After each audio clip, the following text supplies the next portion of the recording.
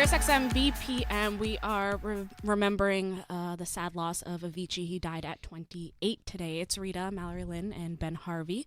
And a surprise guest on the phone. It's not every day you get a call from Tiesto. Hi. Hello there, sir. Hello. I wish I would call you for a better reason, but I know. yeah, it's so shocking. How did you hear about the news, Tiesto? Well, I played Las Vegas last night, so I woke up kind of late, like 11, and my phone was just like 200 text messages from all DJs and friends and family, and everybody was talking about it. So I knew right away when I woke up.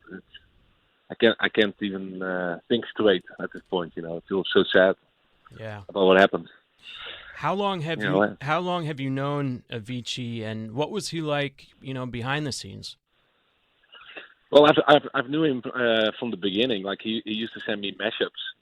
Even before he had his first production, he was sending me mashups of tracks.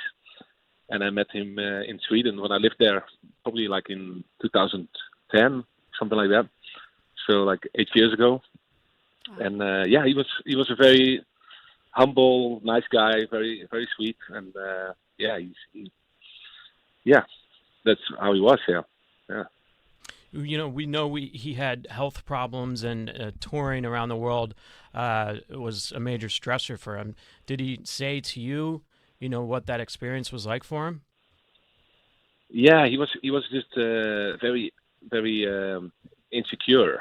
He had a little bit of stage fright, so it was very tough for him to be on stage and perform. Wow. So he loved to be in the studio but DJing he liked it, but it was very hard for him to actually DJ because he felt so stressed and so looked upon, I think, so it was definitely not his favorite thing to do. Like he was definitely more a guy who loves to sit behind the piano and be in the studio for days and make the music, but he was not a DJ. Like he really didn't like it that much.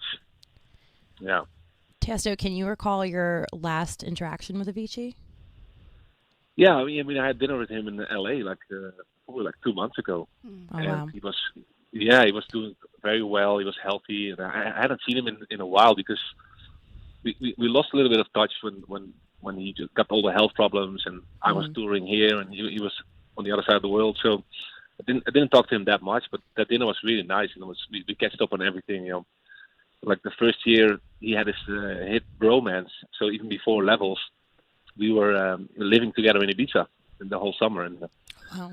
like that's where he learned how to DJ, because he was just a producer and he didn't even know how to DJ, and he played every week before me, and that's where he got the DJ skills. So I know him very well, actually. Wow.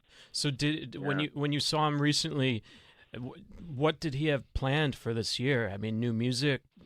Was he ever going to go back out on tour? Yeah, he was not going to go on tour yet, but he was thinking about it. He was definitely like, I'm gonna release a lot of new tracks, and he felt very healthy, and he's living the healthy life, in LA. And he thought about going back on tour. He said, I'm not ready yet, but in the future I might go back on tour. Wow. So he was definitely thinking about it, yeah. It's very surprising that this whole thing that happened today, because when I had dinner with him, I was like, oh, wow, he's on his way back. And I'm sure he's going to DJ again in the future because he's going to miss it. Yeah. And he almost came to Ultra to see the Swedish House Mafia perform there. Wow. So he texted me like, I might come. So he didn't come, but he was like, I think I'm going to go. So I think that they got back together on stage. That was like an inspiration for him as well to go back to DJing. So, yeah. So what are you asking yourself now? I mean, are you wondering why, how? What are you thinking about? Yeah, I have no idea what happened, but I think maybe my thought is that he just never really recovered from all the health problems he had, and it just caught up to him. And he looked very healthy when I saw him, but maybe from the inside he wasn't.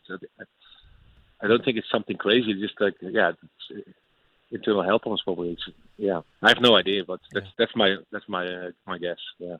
All right, Tiesto on the line, and we play "Escape Me," the Avicii remix all the time.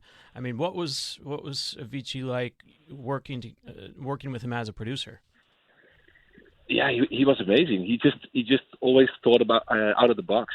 So he came up with different melodies. He inspired so many other DJs as well. I mean, he's Kygo's biggest inspiration. Yeah. Kygo started producing or releasing songs because of Avicii, you know.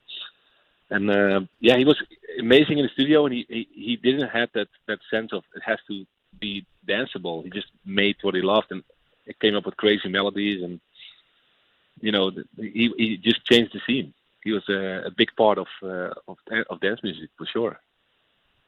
Thank you so much for calling Tiesto and sharing your thoughts. We really appreciate it. Thank you, Tiesto. Thank you. Yeah, thank you.